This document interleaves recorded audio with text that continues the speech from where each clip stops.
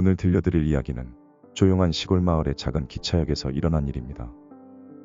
대도시에서 약간 떨어진 이 역은 늘 한적하고 평화로웠죠. 사람도 많지 않아 근무하는 역무원들에겐 나름 편안한 근무지였습니다. 그날 밤도 평소와 다를 것 없었습니다. 역무원인 준호는 저녁에 출근을 하는 날이었고 천천히 자전거를 타고 역으로 향했습니다. 하늘은 이미 별이 가득했고 서늘한 바람이 불어와 상쾌했죠. 조용한 밤, 이 작은 역엔 가끔 늦은 시간에 취객이나 마을 주민이 오갈 뿐이었습니다.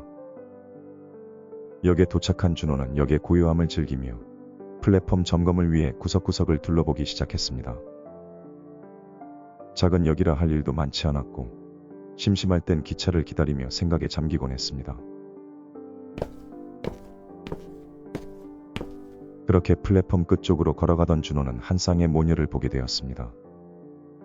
검은색 옷을 입은 여자분과 어린아이가 나란히 서 있었죠. 작은 마을의 역이다 보니 승객들도 대부분 아는 사람들인데 두 사람은 처음 보는 얼굴이었습니다.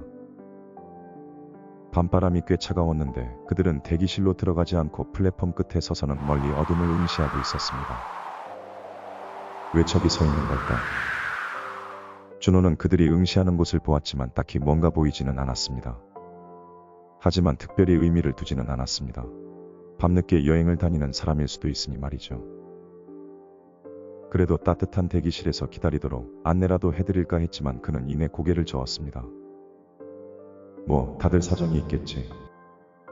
그리고는 그들을 뒤로 한 채 역무실로 돌아갔죠. 그렇게 다른 업무를 하느라 두 사람의 존재는 금세 까먹었습니다. 그렇게 시간이 흘러 새벽이 되었고 막차 시간이 다가오면서 준호는 다시 플랫폼으로 내려가게 되었습니다. 선배, 저 한 번 더 점검하고 올게요. 같이 근무하던 성민은 피곤한 얼굴로 고개를 끄덕이며 말했죠. 그래, 조심해라. 준호는 그렇게 다시 플랫폼으로 향했습니다. 크게 할 일은 없었기 때문에 천천히 돌면서 플랫폼 끝으로 향하고 있을 때였습니다. 저기 멀리 플랫폼 끝에서 두 사람이 서 있는 게 보였습니다. 가까이 다가가 보니 처음 출근해서 봤던 두 모녀였습니다. 그 여자와 아이는 여전히 그 자리에 미동도 하지 않고 서 있었습니다. 처음 봤을 때와 똑같은 자세로 말이죠. 시간은 이미 몇 시간이나 흘렀는데도 그들은 조금도 움직이지 않았죠. 마치 조각상이라도 된 것처럼요. 이제 마지막 기차 한 대만 남았는데 뭔가 이상했습니다. 이쯤 되니 준호는 더 이상 무시할 수 없었고 역무실로 전화를 걸었습니다. 선배, 저 지금 맨 끝 카메라에 보이나요? 전화기 너머 성민의 목소리가 들려왔죠. 너 혼자 서 있는 거 보여? 준호는 주저하며 다시 물었습니다. 플랫폼 끝에 여자랑 아이는 안 보이나요? 잠시 침묵이 흐른 뒤 성민의 목소리가 다시 들려왔습니다. 무슨 소리야? 여자랑 아이라니? 아무도 없어.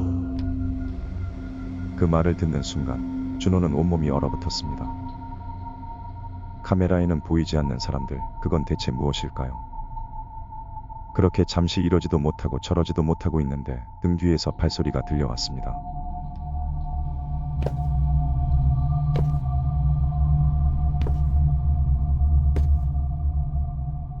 술에 취한 취객이 비틀거리며 다가오고 있었죠.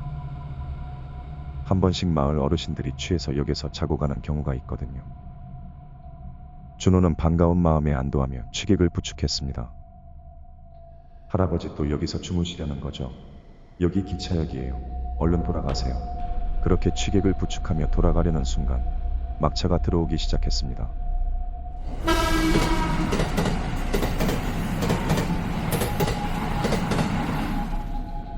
할아버지를 부축하면서 걸어가다가 이게 막차인데 타고 가려나 하는 생각이 들어서 슬며시 뒤를 돌아보았습니다.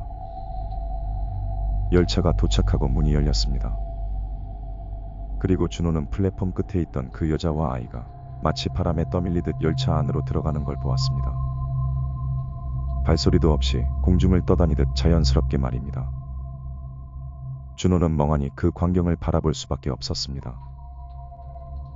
그들의 얼굴이 천천히 돌아가기 시작했으니까요. 여자의 머리가 천천히 비틀리더니 360도 꺾여 준호를 향했습니다. 옆에 있는 아이도 마찬가지였죠. 몸은 열차 안을 향한 채였지만 고개는 뒤로 돌아가 준호를 똑바로 바라보고 있었습니다. 그들의 얼굴은 일그러져 있었고 눈동자는 붉게 빛났습니다. 그리고 그들은 웃기 시작했죠.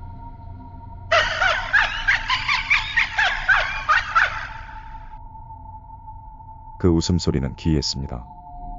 마치 기계음처럼 또는 죽은 자의 마지막 숨소리처럼 들렸습니다. 준호는 공포에 질려 그 자리에 주저앉고 말았습니다. 열차의 문이 닫히고 그 섬뜩한 승객들을 태운 채 막차는 어둠 속으로 사라졌습니다. 준호는 숨도 제대로 쉴 수 없었습니다. 그때 취객이 준호를 흔들며 물었죠.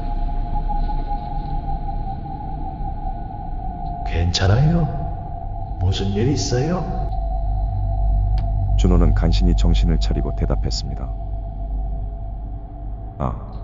네, 괜찮아요. 이제 올라가죠. 하지만 정말 괜찮았을까요?